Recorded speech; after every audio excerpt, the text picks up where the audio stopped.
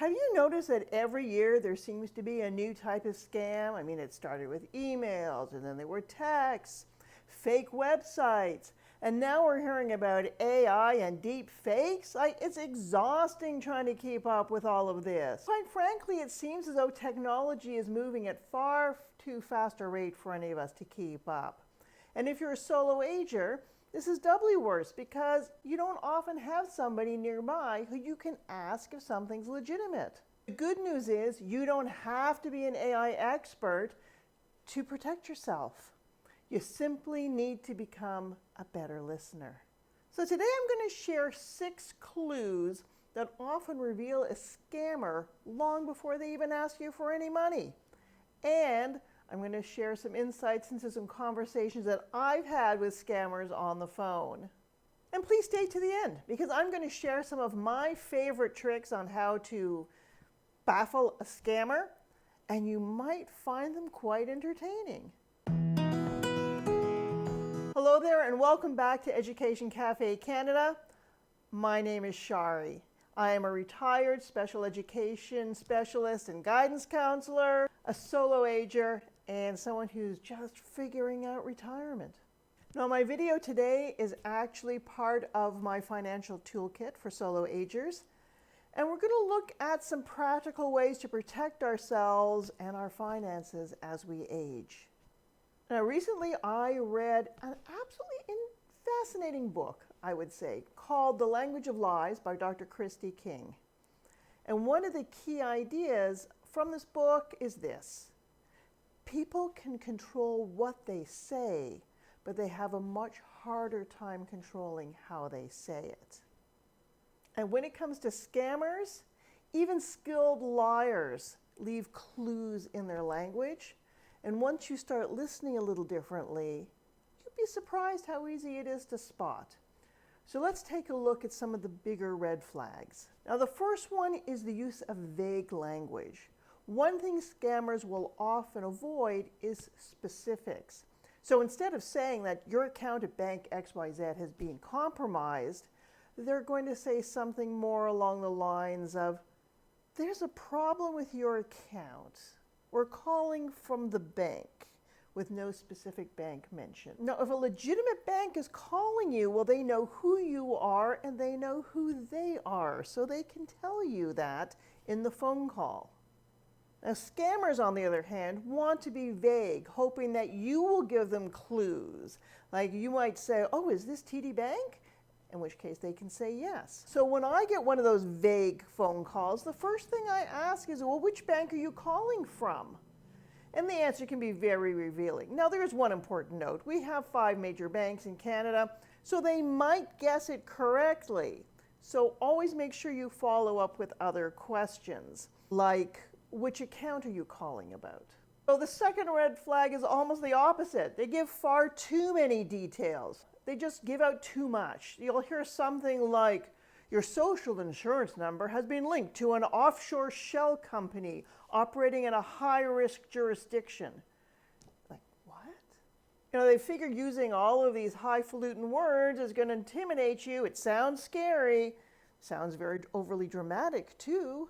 And the point of this scam is to sort of overwhelm you with long explanations, technical jargon, just to get you scared so that you will not ask questions and hopefully provide information. So the last thing they want you to do is ask them a lot of questions, such as, "Which shell company?"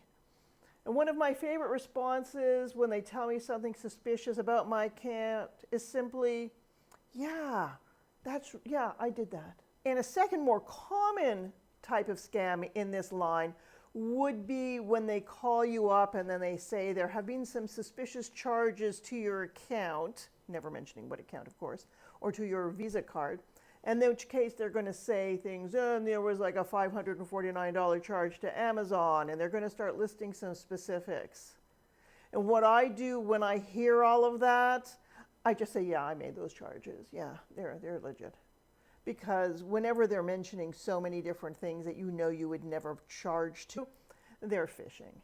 And the real beauty of saying that, in fact, you did make those so-called charges is that it throws them off their script. They don't know what to say.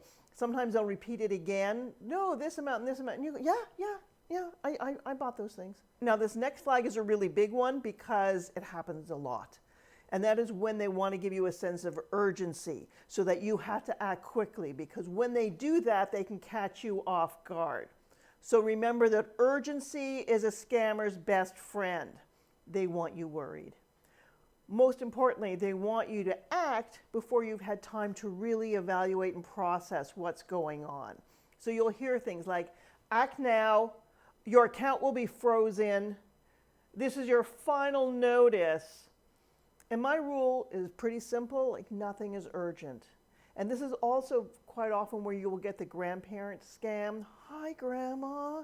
Yeah, I'm sorry to bother you. I was in an accident. And sometimes they can actually deep fake the voice of one of your grandchildren or somebody you love. Other times they'll sort of cover it up by saying, I was in an accident. Yeah, I got hit in the face, so my voice probably sounds funny. So if you hear that sense of urgency and you're not sure what to say, have your pat answer. I'm going to discuss this with my son first. Like, even better if you don't have a son. And the reason that that answer works is because they don't want you talking to anybody. And that brings me into red flag number 4, don't tell anyone. You know, this is closely connected to the urgency one, and the scammer will say, like, don't discuss this with anybody. You know, why? Might tell you that it's some sort of legal thing. Because as soon as you talk to somebody else, that kind of kills the scam for them. And sometimes they'll even tell you not to tell the bank why you're taking the money out. If you ever hear that, don't go there. Because do keep in mind, any legitimate government agency, bank, police, lawyer, whoever will want you to talk to somebody in your family.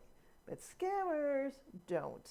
Now, another one that's quite common is when they have strange requests of how they want money. They might want you to buy gift cards. They might want you to take cash out of the bank. In fact, very often, if you go to the Apple Store, for example, and you want to buy a large number of gift cards, they will ask questions just to see if it's not a scam or whatever, because it happens so often. Likewise, at your bank, if you are taking out a large amount of cash, they will start asking you questions. And sadly, you know, some people don't believe the stores or the banks or whatever when they say it's a scammer. Another big concern under this particular heading would be if they want you to download software. Oh, download this, there's a problem with the technology, whatever. Whenever they want you to download software, it's so that they can get into your private information. So never, never, never have anyone download software into your computer. In fact, if you ever get that call, like, just hang up. Don't even ask questions.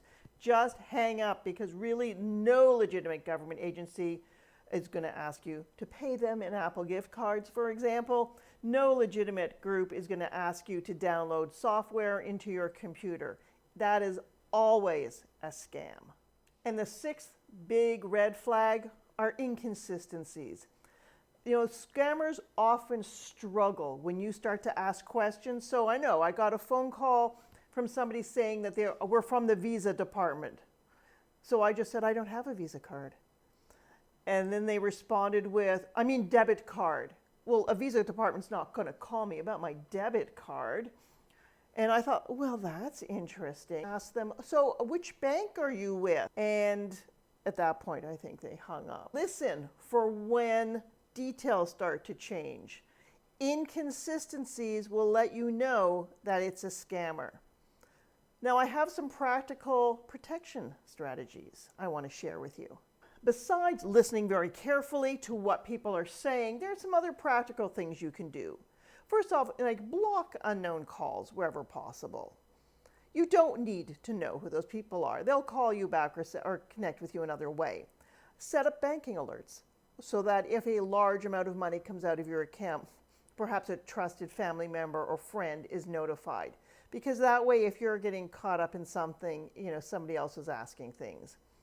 So you can do that with any financial institution. Create a family password so that everybody knows. You ask what the password is if the so-called grandson calls and they've had that accident, so their voice sounds funny. Or even if it's a deep fake and they've actually managed to copy somebody's voice. Something unexpected, rhubarb or something. Don't use that one because I put it into a video. But you want to have some sort of word that everybody in the family will know, and you can give it if there's an emergency. Another one is tell them that you're in the middle of doing something and ask for their phone number and you will call them back.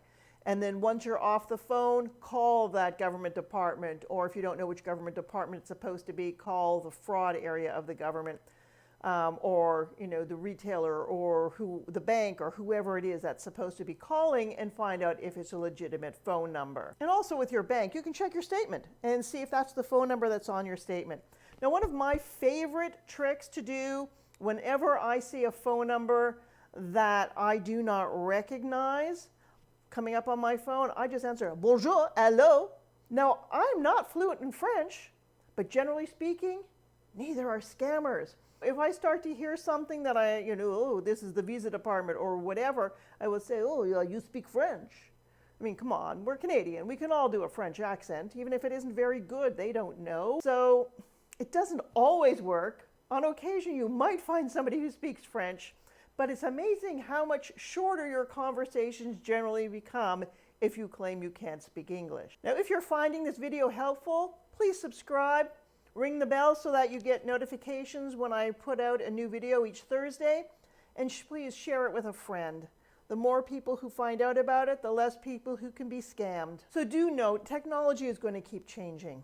Scams are going to keep evolving. But human nature, we're pretty consistent. So most scammers will reveal themselves through their words or long before they even get to asking for your money. Listen carefully, ask questions, slow down, and remember, you never have to make an important financial decision right away. When in doubt, hang up and call a trusted number and find out if it's accurate. It might just be the most profitable phone call you never make. Stay safe and stay curious.